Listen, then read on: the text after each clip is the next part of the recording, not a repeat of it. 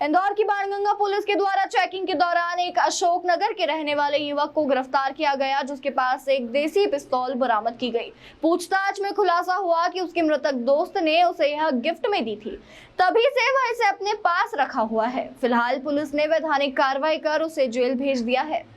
थाना प्रभारी सियाराम गुर्जर के मुताबिक धनपाल पिता सागर सिंह लोधी मूल निवासी अशोकनगर के रहने वाले व्यक्ति को गिरफ्तार किया गया है, जिसके पास से एक देसी पिस्तौल और कारतूस बरामद की गई है।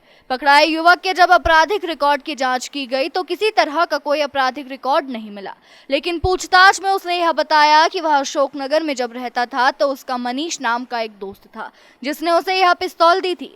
लेकिन दोस्त की मृत्यु के बाद उसकी आखिरी निशानी होने के कारण युवक इसे अपने पास ही रखा हुआ था। वह किसी तरह की कोई वारदात को अंजाम नहीं दे रहा था, ना ही किसी को डराया था।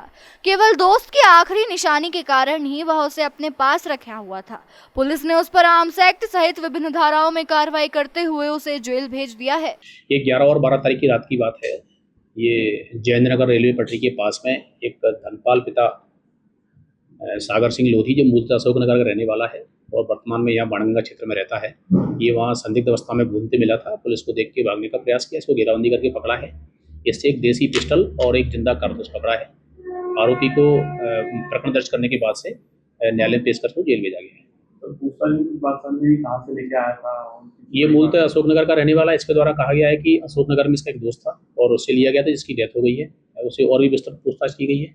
बाकी इसके द्वारा वहीं से बताया गया है और बाकी अन्य जो सारे तथ्य थे उन पर भी विस्तृत विवेचना की गई है। ऐसा कोई भी तथ्य अभी संदिग्ध साथ में नहीं आया है और वो किस नियत से घूम रहा था, ऐसा कोई अपराध किया है, ऐसी कोई ना तो सूचना मिली है ना पुलिस को विवेचना के दौरान कोई तथ्य मिले हैं।